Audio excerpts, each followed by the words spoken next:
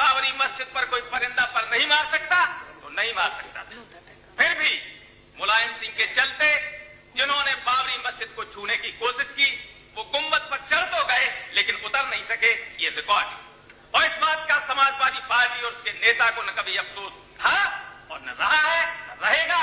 चाहे उसको मौलाना मुलायम सिंह कहे, चाहे मुल्ला मुलायम सिंह कहे, चाहे हिंदू माने, चाहे हिंदू न माने, चाहे हिंदू वोट दे उनको, चाहे न दे। लेकिन जिन्हें आप रामलला कहते हैं, क्या मस्जिद में वो अनऑथराइज्ड ऑक्यूपेंट है? इस देश में राजनीतिक स्वार्थों के लिए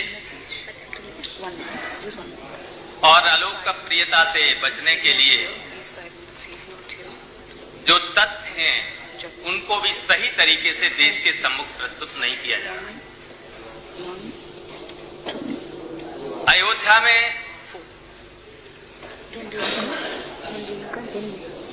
जिस जगह बाबरी मस्जिद थी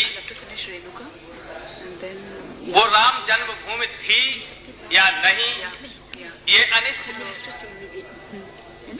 लेकिन ये निश्चित है कि वहां एक मस्जिद थी।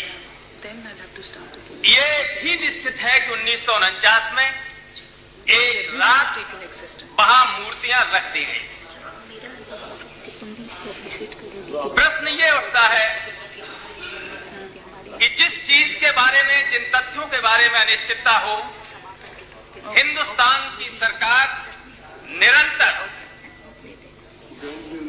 उसको राम जन्मभूमि के नाम से क्यों लिखती आ रही है?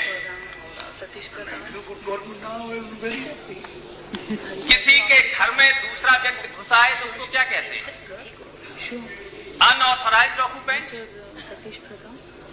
जिन्हें आप रामलला कहते हैं, क्या मस्जिद में वो अनऑथराइज्ड ऑक्यूपेंट नहीं? और जो कार्रवाई अनऑथराइज्ड ऑक्यूपेंट के साथ होनी चाहिए थी, कानूनन वो कार्रवाई नहीं की गई। यही सारी समस्या का जड़ मूल कारण ये रहा। हटा देना चाहिए था। आप क्यों डरते हैं? आप मस्जिद को मस्जिद नहीं कह सकते हैं, आप जबरदस्ती मूर्तियां रख गई उनको हटाने की बात नहीं कह सकते हैं, और आप धर्मनिरपेक्षता और सेक्युलरिज्म की बात करते हैं। इसलिए मैं कहता हूं कि आप सही बात नहीं कह रहे हैं। इस सदन के माध्यम से, देश के माध्यम से सही बात नहीं कह रहे हैं। जहां तक 6 दिसंबर का प्रश्न है, घटनाएं जो 90 में हुई, जो 92 में हुई, उनमें बहुत समानता थी। मैं अभी 2 दिन पहले मुफ्ती मोहम्मद साहब बोल रहे थे, 90 में हिंदुस्तान के गृह मंत्री थे। मैं सदन के पटल पर यह कहना चाहता हूं, सदन के सामने ये कहना चाहता हूं, उस वक्त भी जो रथ यात्रा प्रारंभ की गई थी वो हिंदुस्तान के तत्कालीन प्रधानमंत्री की राय और सहमत से हुई, और इस वक्त भी जो अयोध्या में हुआ वो हिंदुस्तान की केंद्रीय सरकार की मौन सहमति से हुआ, उसकी खामोशी के चलते हुआ। अंतर सिर्फ ये था कि केवल उस वक्त मुलायम सिंह सहमत नहीं हुए थे।